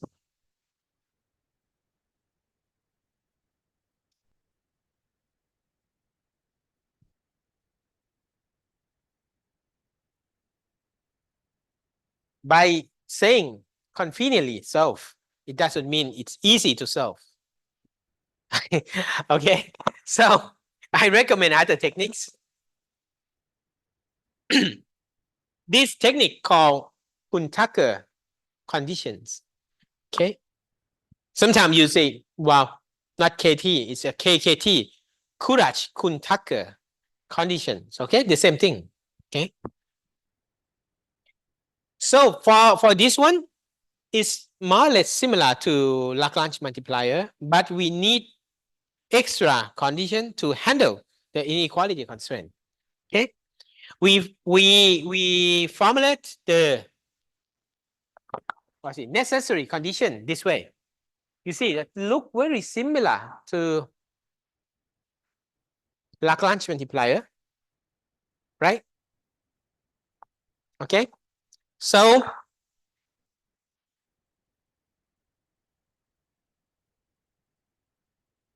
what else we need? We need this condition. If mu is a KKT, okay, Courage-Kuhn-Tucker multiplier is mu. We need mu g become 0. What does this mean? This one is introduced by KKT condition. Okay. For Lagrange multiplier, you don't need mu g become 0. You just need these kind of things, okay, with lambda. So you see that by analyzing this, how can mu g become 0? There are two ways. The first one, g becomes 0, g is 0, or mu is 0, right? And what happens if g is 0? G is 0, that means the constraint, that inequality constraint is active, right? So we don't care about mu because G is active, right? Forcing that constraint to be equality constraint. Okay? If G is not 0, what happened? If G is not 0, mu must be 0. Right? In order to satisfy this condition. And if mu is 0, it does not contribute to the necessary condition at all, right? Because mu is 0, this term becomes 0, right? Okay? That means that condition, that inequality constraint, is not active. So it does not contribute to the what is it? To determine the optimum point, right?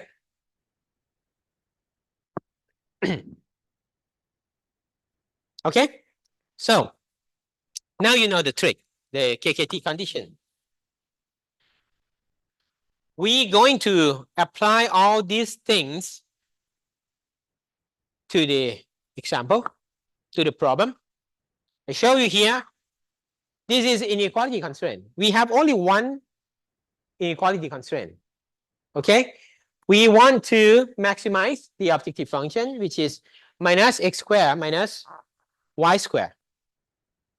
And the constraint is x plus y minus 1 must be greater or equal 0. Okay? So, what is the Lagrange function? Our Lagrange function is, we call Lagrange function the same. Even it is inequality constraint, but we call it Lagrange function. Our Lagrange function is minus x squared minus y squared plus mu x plus y minus 1. Okay. We use mu here because, well, to remind ourselves that this is from inequality constant. Okay. If it is equality constant, we use lambda, right? Lagrange multiplier. But this one is KKT. So the condition, the necessary condition we have here is, well, derivative of Lagrange by x and derivative of Lagrange by y. Okay. So we have the first condition is minus 2x plus mu becomes 0. And the second one, minus 2y plus mu becomes 0, right? Okay. So from these two equations, we can derive x as a function of mu and also y as a function of mu. Okay. Okay. And the next one is our primal feasibility. Yes, we keep it here. No. Okay. Later we're going to test it, but we're not going to use it now. What we're going to use it is complementary slackness. Every time we deal with inequality constraint, the KKT condition comes with complementary slackness, right? Mu g must be 0. This mu and this is g. Our g is x plus y minus 1. Okay. So mu times it, x plus y minus 1, it's 0.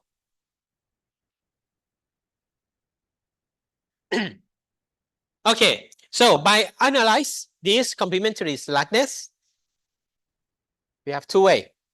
Okay. Either mu is 0 or x plus y minus 1 is 0. Okay. Two choice. And if mu is 0, of course, previously we derived x and y as a function of mu. You know X and Y. Okay, X is 0, Y is 0. Okay, good. So we can test it with primal feasibility. Our primal feasibility is our inequality constraint is x plus y minus 1 must be greater or equal 0. Yes, we test it, but it's failed. The primal feasibility, okay? That means this condition is not satisfied, okay? This is not the solution. What about the second choice? It is x plus y minus 1 is 0, right? So we substitute x and y, okay? Then we get mu is 1, right? Once mu is 1, we know x and y, right? It's 0.5, 0.5. And we test it with primal feasibility. Yes, it is. Then the condition is satisfied. And this is our solution.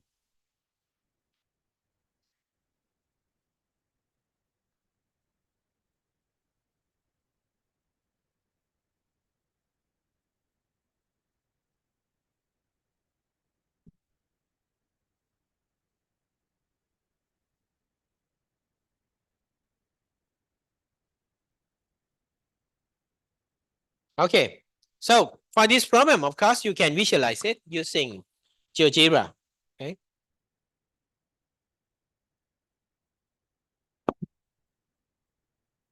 Okay, you can do it by yourself later. The next example. Okay, we maximize xy. This is our objective function. And the constraint, we have both equality and inequality constraint. The first one, equality constraint is x plus 2y minus 3 is 0. Okay. And the inequality constraint is x minus y is greater than or equal 0. Okay. Again, to solve this problem, we use KKT, right? The first thing to do is we formulate the Lagrange function, and the Lagrange function consists of 3 terms. The first term is from objective function directly. Okay. The second term from equality constraint, right? Okay. In front of this term is lambda. Lambda is a Lagrange multiplier. Okay. The third term from inequality constraint. Okay. And you have to term it with mu. Okay. What is mu? Mu is KKT, right?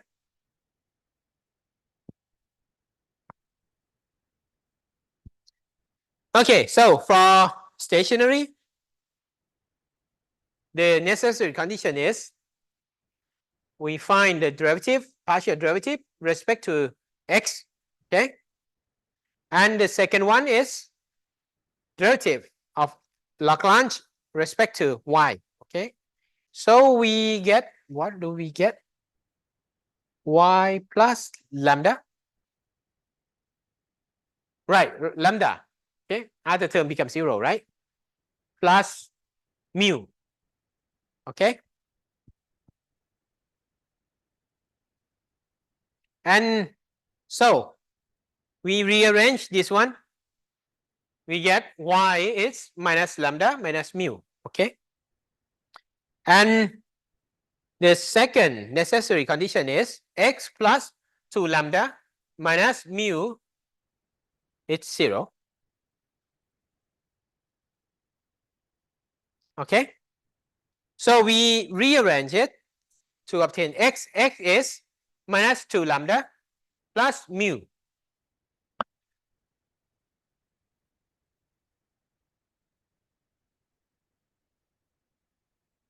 Okay, so we keep primal feasibility here, but we are not going to use it now.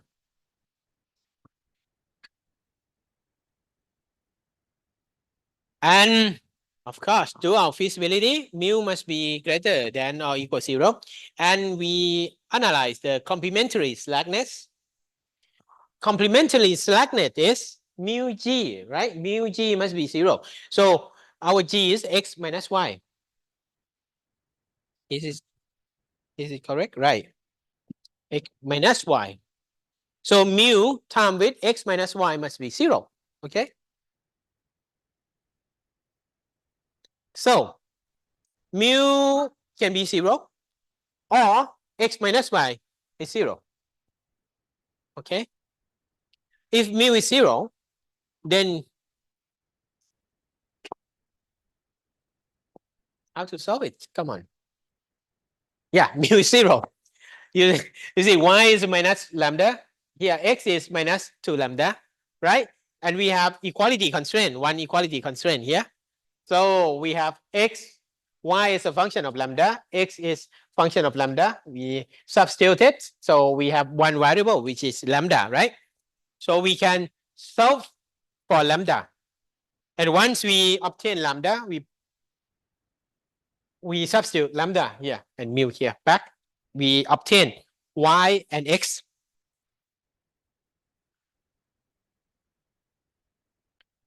Okay. Or x minus y is 0. If x minus y is 0, then, well, you know, x and y, right? You substitute x and y here. Okay. We obtain lambda equals to mu. Okay. And with this one, lambda equal to mu. And this one we derive from equality constraint here. So with these two equations, we can solve the problem. We can solve for lambda and mu. Okay, and substitute back. We obtain y and x. Okay, in this case, y is 1 and x is 1.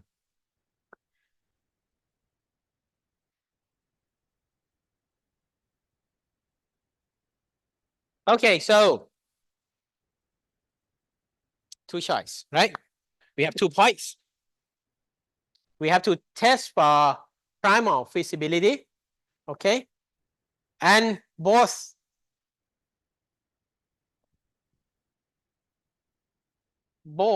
are satisfied, right? Okay, the primal feasibility are satisfied. So both points satisfying the KKT condition, okay, can be solution for both. But now you have to check whether which one has, you're going to minimize or maximize. If maximize, you go with this one. If minimize, this one. Okay.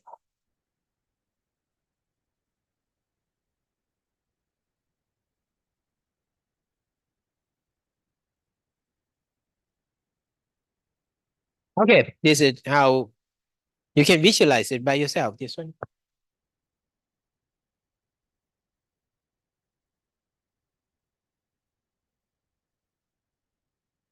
Okay, any questions?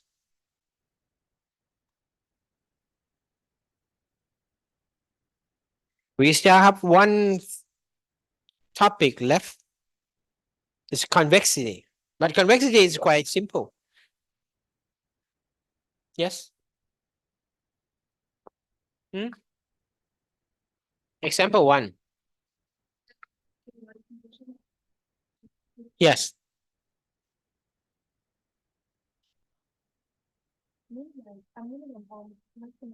Ah, yes. You need Hessian. You need sufficient condition.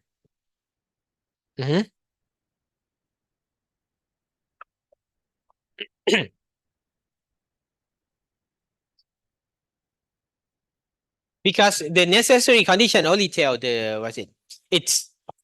It's analogous to necessary condition. Okay.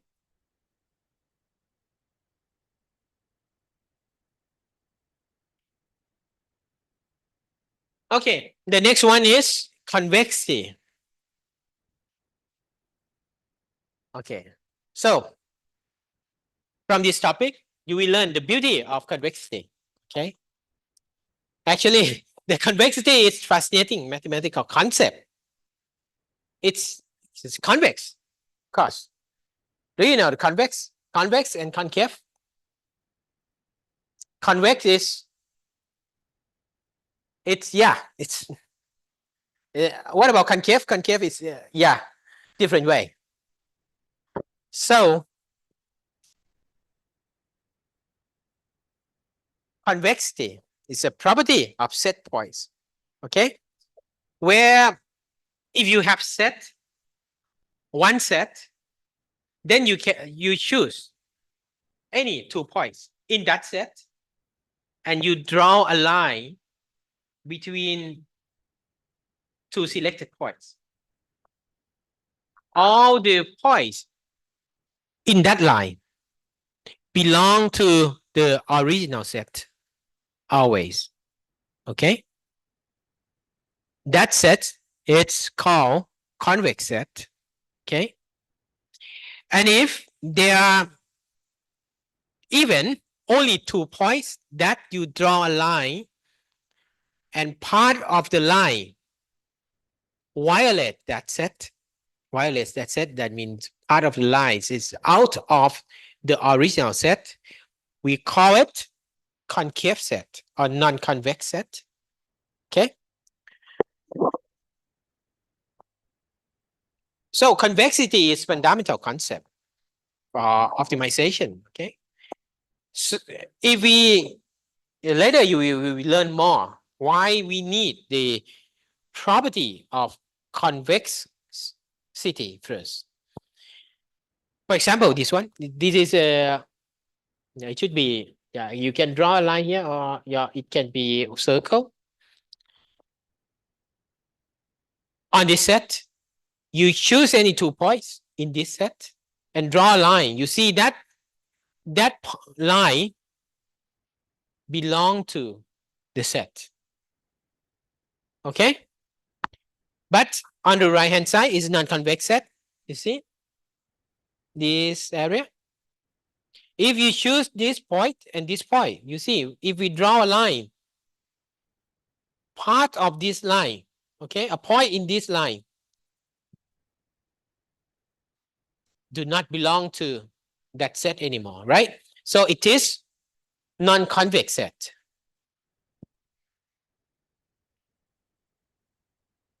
What else? The first thing you learn is convex set, okay? And the second thing is convex function. For convex function, concept is quite similar, but it's defined different way. It is function only. For convex function, if f is convex function, the linear interpolant between any 2 points in the set always greater, okay, than the function, the value of the function.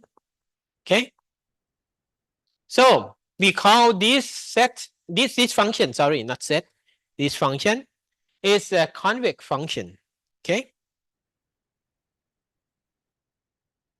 If the interpolant, this green line is interpolant. Okay, we interpolate 2 points here. Okay, we vary alpha. Okay, if alpha is 0, then it should be this point, right? If alpha is 1, it should be this point. Okay, and when alpha is between 0 and 1, all this point along this way. Okay, but all point, any alpha, you get the green, the value of the function, the interpolant is higher, is above the f, okay, the function. Okay, so this function is convex. What about concave? The opposite way. When the function is go this way, yeah.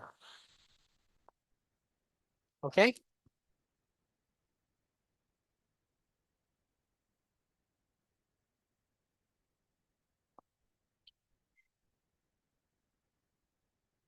Okay, one thing. Why do we have to consider the convexity? If we know that in this region is a convex set, it is a convex function in this region.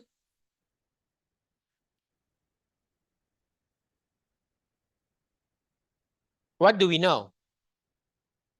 It interprets that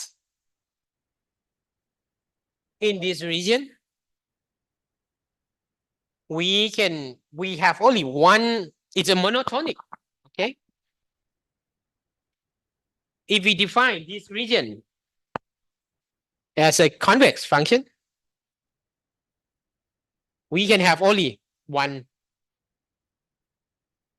minima, okay?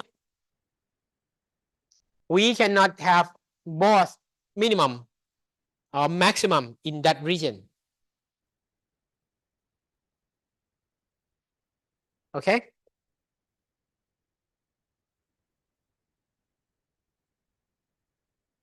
So this is a very important property. Okay? So what else do we need to learn about convex set? The intersection of convex set is always convex set.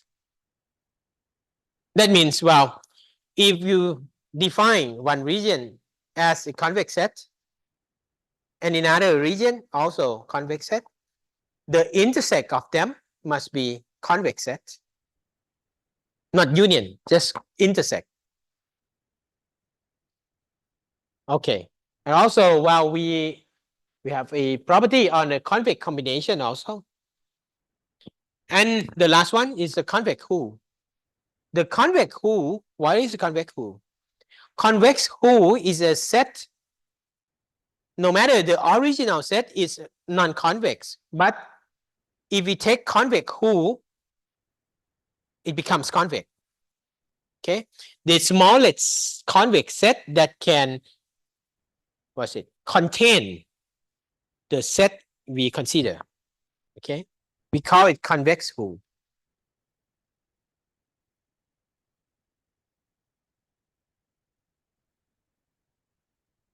Okay, now we have more example of convex set. Okay, we have two concepts, right? Convex set and convex function. All right, so for convex set, this is, you think this one is convex set or not? Yes, it should be convex, right? How about sphere? Sphere also convex. This one? Yes. Even polygon also convex set. So if we have, for example, if our feasible domain, feasible space is a convex set, we guarantee that along the way, we will not leave the feasible region anymore. Okay? Because we cannot leave it because, well, if we follow the method properly, okay? Because along the way, it will not leave the convex set. Okay, this is convex function, right? This is convex function, this is concave function, okay? Example of it. To test it, how to test the convex function and concave function? One way is use interpolant, right? Or you can use a second derivative test, okay? Because a second derivative test give you information regarding minimum and maximum, right? And for this one, you get convex, you get minimum point, right? For concave, you get maximum point. Okay?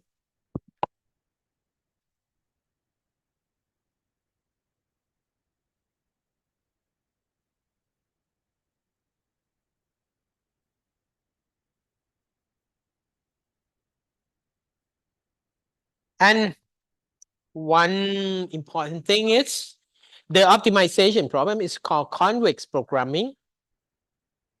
You see, many solver guarantee that it's designed for convex optimization problem or convex programming. What is convex programming? What is convex optimization problem? For convex optimization problem, must be convex. Okay. The objective function must be convex function. And the region, feasible region formed by the constraint must be convex set. Okay. Then if you test your problem that the feasible region is convex set and the objective function is convex function, then you can use that solver. Okay. The solver designed for convex programming. Okay. And if convex, the fx is convex if the Hessian metric is positive semi-definite or minimum. Okay. Yeah. All right. So this example, we have fx is x cubed minus 3x squared plus 2x. Then determine if it is convex on the domain R, a real number. Okay. Domain R, of course, R is convex because it's cover everything, right? It should be convex set. And we test by using second order derivative. Okay. This is first order, and the next one is second order. And you see that the second order is positive when x is greater than 1, right? So it's convex. From this part, okay, when x is greater than 1, this is convex set. No, this part is convex function, but this part, when x is less than 1, the function is concave. Okay. So if you want to use convex programming to solve this problem, you must limit your space to be greater than 1. Okay.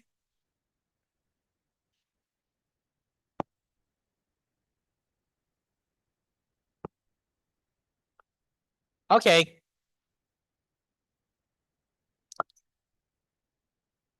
Then, well, this problem you can do it by yourself later. Plot the contours of the following function. Yes, this function and this function, and identifying the optimum point. Okay, by using GeoGebra, it's all right.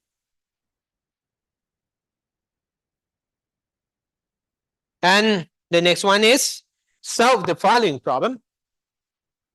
Yes, we have objective function and one constraint, equality constraint. How to solve this problem? Yes, Lagrange.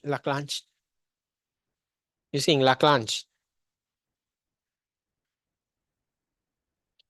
And the next one is solve the following problems. The minimize x1 minus x2. Okay, we have one constraint, inequality constraint here. Okay, yeah, KKT. This one also use KKT.